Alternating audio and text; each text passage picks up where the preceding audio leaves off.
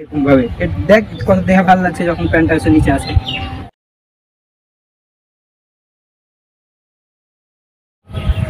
আরে তুই সিগারেট খাস? বন্ধু সিগারেট খাস তুই?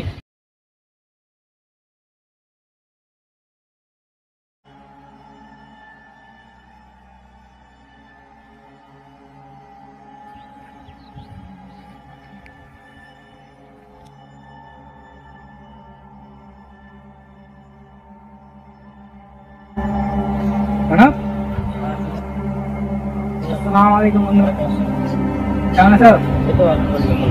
বন্ধু কি রূপালি তুই আমাদের খাওয়া খাবো না কিছু নেই তো। আচ্ছা বন্ধু শুনলাম তুই নাকি সার্টিফিকেট ছিঁড়ে ফেল দিয়েছি, জব পাচ্ছি তাই? হ্যাঁ ছেঁড়া একদম ছেড়ে নি, আগুন দিয়ে জ্বালাচ্ছি তো। ঠিক হলো কি বন্ধু? কি করবো, সার্টিফিকেটের মূল্য আছে তো। আমার রেজাল্ট হলো ফার্স্ট ক্লাস হয়ে যাবে, তারপরেও সেটাও ঠিক। কোনো চাকরি হলো না। আমি এক জায়গায় চাকরিতে গেলাম, শোন আগে, আমি এক চাকরিতে গেলাম, বলছে আপনার রেজাল্ট ঠিক আছে, অল ওকে, নো প্রবলেম, কিন্তু আমাদের 10 লাখ টাকা ঘুষ দেওয়া লাগবে। অনেক তো, 10 লাখ টাকার বাড়ি পেয়ে না। সেটাই তো। এখন এই 10 লাখ টাকা দেওয়ার কী দরকার? হ্যাঁ, এত ভালো রেজাল্ট করে যদি 10 লাখ টাকা ঘুষ দিয়ে আমাকে চাকরি নিতে হয়, তাহলে ভালো রেজাল্ট করার মানে কি? তো এত বছরের কষ্ট করেছে, আগুন দিয়ে পুড়ে দিই, 7-8 বছরে এখানে আছি। সমস্যা না, দেখা যাবে যা ভাবলে সেটাই হবে, আপনার দরকার নেই। আর তোর এই যে মানে প্যান্ট নিচে পরে রাখিস, তুমি জানিস সেটা হারাম। এটা তো ফ্যাশন বন্ধু। আরে ফ্যাশন বললে কি হয়? সবাই তো পরে এরকম ভাবে, দেখ কত দেখা ভালো লাগছে যখন প্যান্টটা এসে নিচে আসে। সহিহ বুখারী হাদিস নম্বর 5787, রাসূল সাল্লাল্লাহু আলাইহি ওয়াসাল্লাম বলছেন, কোনো ব্যক্তি যদি টাকনুর নিচে কাপড় পরিধান করে থাকে তাহলে তার অংশ জাহান্নামে যাবে। এখন তোর পা যদি জাহান্নামে যায়, তুই কি জান্নাতে যাবি? কখনোই, কোনোভাবে না। এখন অনেকের লজিক চাই যে এটা কীভাবে, মানে টাকনুর নিচে কাপড় পরলে আবার কী ক্ষতি? হ্যাঁ, তো সায়েন্স যেটা বলছে যে পুরুষের টেস্টোস্টেরন হরমোন তৈরি হয় না যদি টাকনুর নিচে ঢাকা থাকে কাপড় দ্বারা। হ্যাঁ, বিশেষ করে ঝুলি যদি পরে তাহলে। তো সায়েন্স অনুযায়ী ওই বিষয়টা ঠিক না। আর তুই যে এটাকে ফ্যাশন বলছিস, তা এখন তুই দেখবি অনেক নায়করা তারাও টাকনুর উপর কাপড় পরে থাকে এই বিজ্ঞানের উপকারিতা জানার পর। হ্যাঁ, তো সুতরাং সেই হিসাবে এটা তো এখন উঠে নেওয়া উচিত, আমি যেটা মনে করি। বন্ধু জুতা পরে আছি, কালকে থেকে উঠতে বলবো। আর তুই যে বলি কাল থেকে উঠে পড়বি, কাল যদি বেঁচে থাকবে এর কোনো গ্যারান্টি আছে? গ্যারান্টি নেই, সুতরাং এখনই উঠানো উচিত হিসাব। আচ্ছা ঠিক আছে। আরে তুই সিগারেট খাস? বন্ধু সিগারেট খাস তুই? মাঝে মাঝে মাঝে মধ্যে মানে? মাঝে মধ্যে যখন একটু শখ উঠে তখন।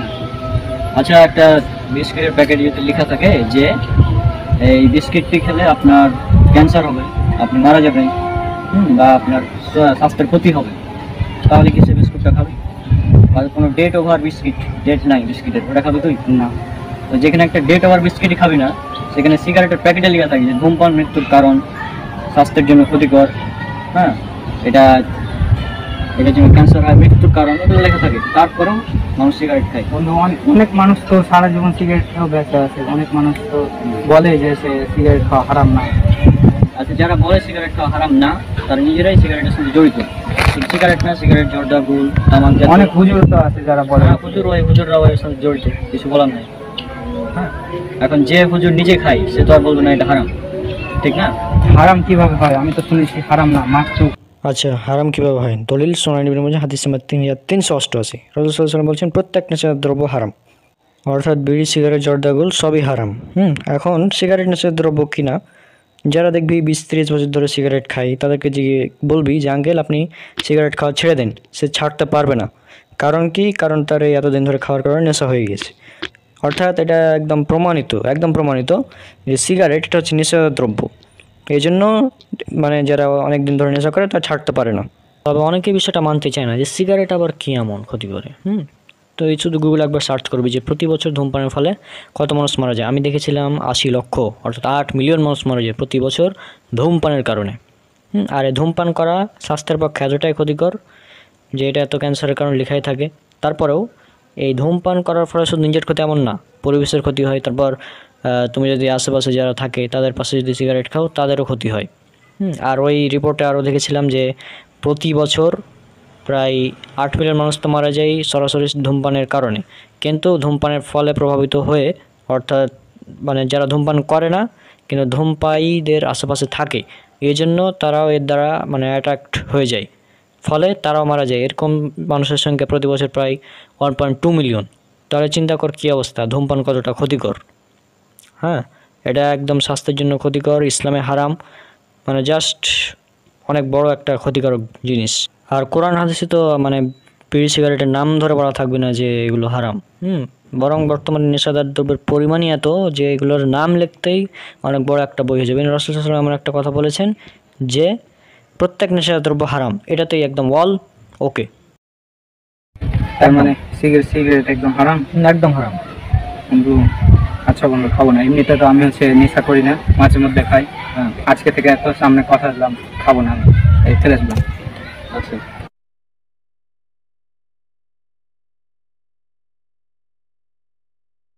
আচ্ছা বন্ধু, ধন্যবাদ বন্ধু। করবো না, ঠিক আছে। আল্লাহ তোকে এই কথার উপর আমল করার তৌফিক দান করুন। ওটা উঠে নি। আচ্ছা চল আমরা ওদিকে একটু গল্প করি নাকি? আচ্ছা আচ্ছা চল। তোর বাসা থেকে তো তুই বিয়ে করতে চাইছিলি, বিয়ে করবি না নাকি? এখন ওই যে যেটা শুনলি আমার চাকরির তো মানে হলো না, তাই না? আর ঘুষের বিনিময়ে তো আমি চাকরি করবো না, তুই জানিস। সুতরাং যতদিন চাকরিটা হচ্ছে ততদিন বিয়ে করাও আসলে সম্ভব না বর্তমান সমাজে।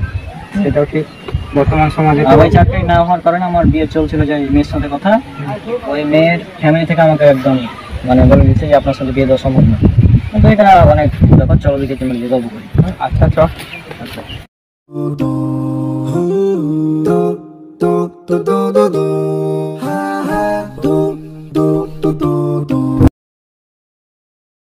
বাতাস কত সুন্দর বন্ধু, এত গরমে এত সুন্দর বাতাস, কিছু অসাধারণ না?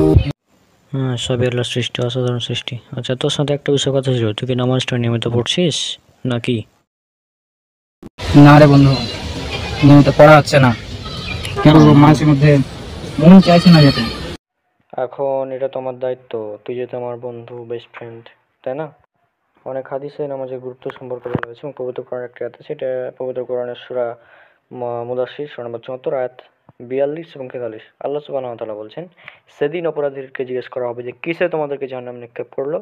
অপরাধীরা বলবে, আমরা সালাত আদায়কারীদের অন্তর্ভুক্ত ছিলাম না, অর্থাৎ আমরা নামাজ পড়তাম না। তাহলে আমরা কি পেলাম? যে জাহান্নামে যাওয়ার প্রধান কারণ হচ্ছে নামাজ না পড়া। তারপর এটা সূরা প্রায় অনেকে জানি, ছোট সূরা মাউন 107 নম্বর সূরা আয়াত 4 এবং 5। এখানে বলা হচ্ছে দুর্ভোগ যেসব নামাজীদের জন্য যারা তাদের নামাজে অলস। তাহলে চিন্তা কর, যারা তাদের যেসব নামাজে অলস তাদের মানে জন্য দুর্ভোগ, তাহলে যারা নামাজ পড়ে না তাহলে তাদের কি অবস্থা হতে পারে একবার চিন্তা কর। রাসূল সাল্লাল্লাহু আলাইহি ওয়াসাল্লাম বলেছেন, এটা আছে সহিহ মুসলিম হাদিস নম্বর 148 এবং 149, যে আমাদের এবং কাফিরদের মধ্যে পার্থক্য হচ্ছে সালাত ত্যাগ করা। যে ব্যক্তি সালাত পড়ে সে মুসলিম, যে ব্যক্তি সালাত পড়ে না সে মুসলিম নয়। এছাড়াও আরও অনেক হাদিস আছে, যেমন কিতাবুল ঈমান জামে তিরমিজিতে উল্লেখ করা আছে 2622 নম্বর হাদিস, যে রাসূল সাল্লাল্লাহু আলাইহি ওয়াসাল্লামের প্রত্যেক সাহাবী অন্য কোনো আমল ছেড়ে দেওয়াকে কুফরি মনে করতেন না, সলাৎ ছেড়ে দেওয়া ব্যতীত। অর্থাৎ তারা অন্য কোনো আমল ছেড়ে দেওয়াকে কুফরি মনে করতেন না, কেবলমাত্র সলাৎ ছেড়ে দেওয়া ব্যতীত।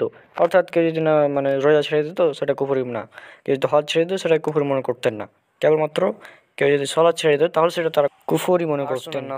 হাদিস নম্বর 465, রাসূল সাল্লাল্লাহু আলাইহি ওয়াসাল্লাম বলছেন, কিয়ামতের দিন সর্বপ্রথম যে আমলের হিসাব নেওয়া হবে সেটা হচ্ছে সলাৎ। যা সলাৎ ঠিক থাকবে তার বাকি আমলগুলোও ঠিক থাকবে। এখন একটা বিষয় চিন্তা কর, আমি একটা পরীক্ষা দিচ্ছি, এখন আমার গণিতের খাতা দেখা হচ্ছে, এখন আমি যদি গণিতে মানে 0 পাই তাহলে কি আমার রেজাল্ট পাস আসবে না ফেল আসবে? পাস আসবে না ফেল আসবে? অবশ্যই ফেল আসবে, তাই না?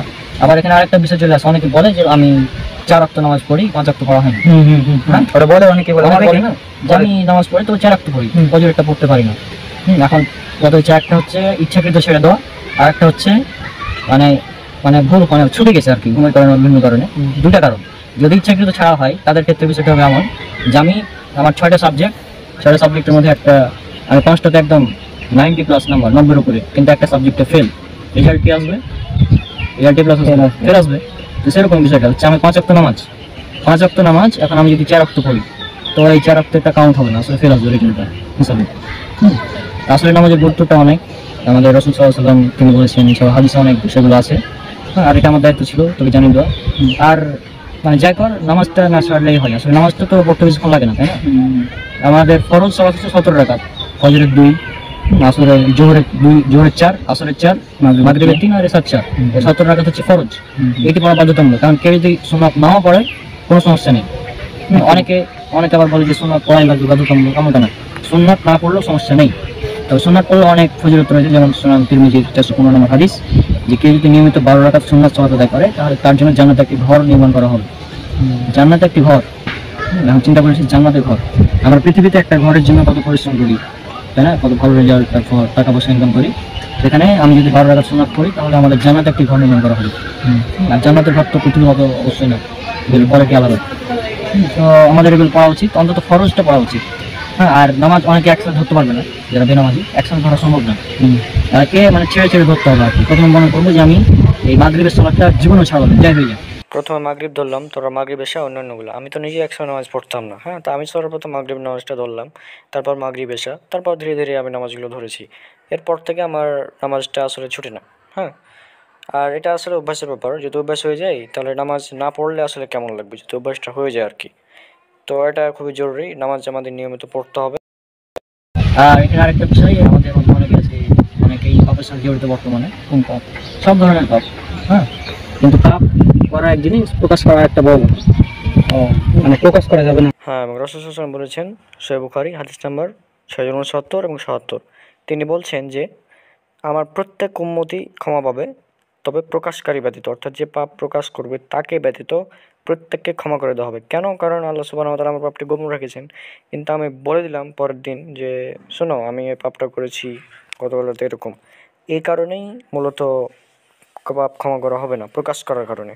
অর্থাৎ পাপ করলেও আমাদের পাপটা প্রকাশ করা যাবে না, অর্থাৎ গোপনে যদি পাপ হয়ে যায় গোপনে আল্লাহর কাছে ক্ষমা চাইবো, কিন্তু ওই পাপটা প্রকাশ যেন না হয়। হ্যাঁ, এটা জানতে সুতরাং আমাদের পাপ প্রকাশ করা যাবে না। পাপ তো এখন বিনা পাপে কে আছে বর্তমানে? আর বর্তমানে পাপ করে না এমন কেমন কোনো মানুষ আছে কি? এটা তো টেকনোলজির যুগ, এখন আসলে সব পাপ আমাদের হাতের মুঠোয়, আমরা এখন যা ইচ্ছা তাই করতে পারি। আরেকটা বিষয় কথা ছিল, সেটা হচ্ছে আমাদের মধ্যে অনেকেই সোশ্যাল মিডিয়াতে গান বাজনা শেয়ার করে, নাটক সিনেমা দেখে। হ্যাঁ, এখন আমি যদি গান নিজে শুনি বা আমি একটা নাটক সিনেমা দেখলাম, এটা হচ্ছে আমার গুণাগার একটা। এখন আমি যদি এটাকে শেয়ার করি তাহলে আমার মাধ্যমে যতজনে গান শুনবে বা এই সিনেমা দেখবে, নাটক দেখবে, তাদের সমপরিমাণ আমলনামা আমার আমলনামা দিয়ে দেওয়া হবে। এটা কিন্তু আমি বানিয়ে বলছি না, এটা রাসূল সাল্লাল্লাহু আলাইহি ওয়াসাল্লাম তিনি বলেছেন। সহিহ মুসলিমের হাদিস 6697, তিরমিজিতে আছে 2674 এবং আবু দাউদে 4609। একদম বলেছে যে যে ব্যক্তি কোনো মানুষকে ভালো কাজের দিকে ডাকবে সে তার সমপরিমাণ মানে আমলনামায় সওয়াব পাবে, অর্থাৎ ভালো কাজে সওয়াব পাবে। আমি যদি কাউকে একটি ভালো কাজের আদেশ দিলাম, ওই ভালো কাজটা যতজন পালন করবে তাদের সমপরিমাণ নেকি আমার আমলনামায় দেওয়া হবে। একইভাবে সমপরিমাণ পাপ, যদি আমি কোনো পাপ করি, পাপটা শেয়ার করি, তার সমপরিমাণ পাপ আমার আমলনামায় দিয়ে দেওয়া হবে। সুতরাং এটা অনেক পাপ হয়ে যাবে। এখন বিষয়টা হচ্ছে, আমি যদি একটা গান শেয়ার করি আর সেই গানে যদি 1 মিলিয়ন ভিউ হয়, তাহলে ওই 1 মিলিয়ন মানুষের যে পাপ, সে পাপ আমার আমলনামায় দিয়ে দেওয়া হবে। এখন আমরা নিজেদের পাপ নেই মানে পারি না, টানাছাড়া করতে হচ্ছে, সেখানে যদি 1 মিলিয়ন মানুষের পাপ দেওয়া হয় তাহলে কি অবস্থা হতে পারে? অনেক, তো তাহলে কি অনেক অবস্থা হবে? প্রচুর বেশি। তো সেই জন্য আমি বলি যে পাপ তো হবেই, পাপ ছাড়া কেউ থাকতে পারবে না, খুবই মুশকিল। আমাদের পাপ থেকে তওবা করতে হবে এবং পাপ শেয়ার করা যাবে না, এটা হচ্ছে মূল কথা। আর গোপনে পাপ হয়ে গেলে গোপনে আল্লাহর কাছে ক্ষমা যেতে হবে। এখানে আমি বলে বলা যাবে না যে আমি এটা করেছি, এই করেছি, সেই করেছি। হ্যাঁ, এগুলো বলা যাবে না। নতুন কিছু শিখলাম বন্ধু আছে। হ্যাঁ। বন্ধু আমাকে একটা কথা বলতো, আমি যে এই দুইটা পরে আছি, এই দুইটা পুরো ছাড়া কি হারাম? ঘড়ি আর হাতে আংটি? না, ঘড়ি পরাটা হারাম না, হাতে আংটি পরাটা হারাম না। পুরুষদের জন্য শুধুমাত্র সোনা হারাম, সোনার আংটিগুলোই হারাম। সোনা পুরুষদের জন্য হারাম, এটা তিরমিজির হাদিস 1720 হাদিস চলে গেছে। পুরুষদের জন্য সোনা হারাম, তবে মেয়েরা পড়তে পারবে, পুরুষরা নয়। পুরুষরা সোনা ব্যতীত যদি রূপার আংটি বা সাধারণ আংটি হয় তাহলে পড়তে পারে, সমস্যা নেই। যেমন সহিহ মুসলিম হাদিস নম্বর 2092-তে রাসূল সাল্লাল্লাহু আলাইহি ওয়াসাল্লামের একটা আংটি ছিল, রূপার আংটি, যেটাতে লেখা ছিল মুহাম্মদুর রাসূলুল্লাহ। আসলে এটা তার সিল হিসেবে কাজ করতো। কিছু বিষয় না, আর ঘড়ি তো এটা তো কোনো ইবাদতের বিষয় না, এটা হারাম হওয়ার কিছু নেই। আচ্ছা, এটা জাস্ট টাইম দেখার একটা মাধ্যম। করে থাকতে হবে, সমস্যা হ্যাঁ, নেই। no problem। আচ্ছা, তো আজকে আর কি বলবো, আজান তো সময় আজানের সময় হয়ে গেছে বন্ধু, আর 30 মিনিট আছে। চ, অনেক কথা বললাম, চ কিছু খাওয়া যায়। ঠান্ডা খালি। হ্যাঁ, কি খাবি? বন্ধু চ কোকা-কোলা খাই। এ? কোকা-কোলা?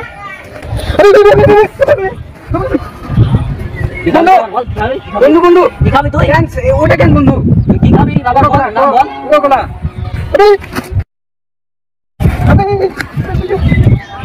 কি খাবি? পাগল হয়ে গেছিস নাকি? আমি কি সিগারেট খাওয়ার কথা বললাম, মদ খাওয়ার কথা বললাম? তোকে আজ ফোন করে দেবো। বন্ধু বন্ধু থাম থাম থাম, কেন কেন কেন কেন? আমি তো কোনো খারাপ কিছু কথা বলিনি, বলেছি কি তুই ওটা নিচে রাখ, আমি তোর কাছে আসছি।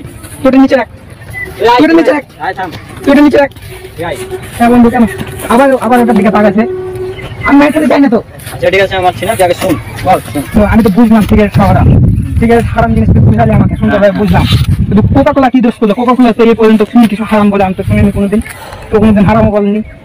কোকা কোলা এটা তুই যে আমাকে যেভাবে তাড়লি, চোরেরা মনে হয় তাড়ে না লোকজনদের, এমন ভাবে থেপে গেছে। হোয়াট শুন, কোকা কোলা এই জিনিসটা কি জানিস? সেটা হচ্ছে এই প্রোডাক্টটা হচ্ছে ইসরায়েলের। তারা মানে কোকা কোলার একটা পার্সেন্টেজ পায়, সেটাকে ইসরায়েল পায় হ্যাঁ। কোকা কোলার পার্সেন্টেজ। হ্যাঁ, তারা 1 টাকা পায়, এই টাকা দিয়ে অস্ত্র বানায় এবং ফিলিস্তিনি মুসলিমদেরকে হত্যা করে। তা আমরা কোকা কোলা খাওয়া মানে কি আমাদের নিজের মুসলিম ভাইদের রক্ত খাওয়া, একই ব্যাপার। হ্যাঁ, শুধু কোকা কোলা না, এই কোকা কোলা এইভাবে কোনোদিন চিন্তা করে দেখি। কোকা কোলা না, শুধু কোকা কোলা না, এর মতো আর অনেক আছে, যেমন এই কোম্পানির কোকা কোলা কোম্পানি, যেমন 7 আপ আছে এর মধ্যে, আর অনেক পেপসিকো কোম্পানি। হ্যাঁ, ওই কোকা কোলার মধ্যে এরাও ইসরায়েলের আর কি। পেপসিকো ইসরায়েলের, হ্যাঁ, পুরোটাই ইসরায়েলের। পেপসিকো ইসরায়েল থেকে সাপোর্ট পায়, ইসরায়েলের সাপোর্ট পায়। হ্যাঁ, মানে এরা ইসরায়েলের একটি মানে ইসরায়েলের একটি অংশ যায় আর কি, মানে এই পণ্যগুলো একটা অংশ ইসরায়েলে যায়। আচ্ছা আচ্ছা। এজন্য হচ্ছে আমি এভাবে রিয়াক্ট করলাম। কারণ এই বর্তমানে, আর শোন তুই কোন জায়গায় বাস করছিস, বর্তমানে হচ্ছে যে পুরো বাংলাদেশ, শুধু পুরো বাংলাদেশ না, পুরো বিশ্বই আসলে কোকা কোলাকে বয়কট করছে।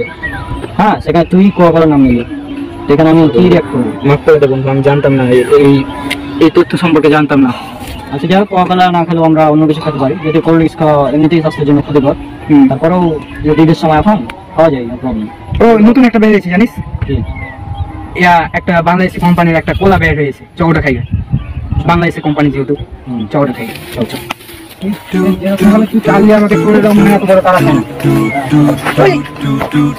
এই বন্ধু আয়াম হচ্ছে চক।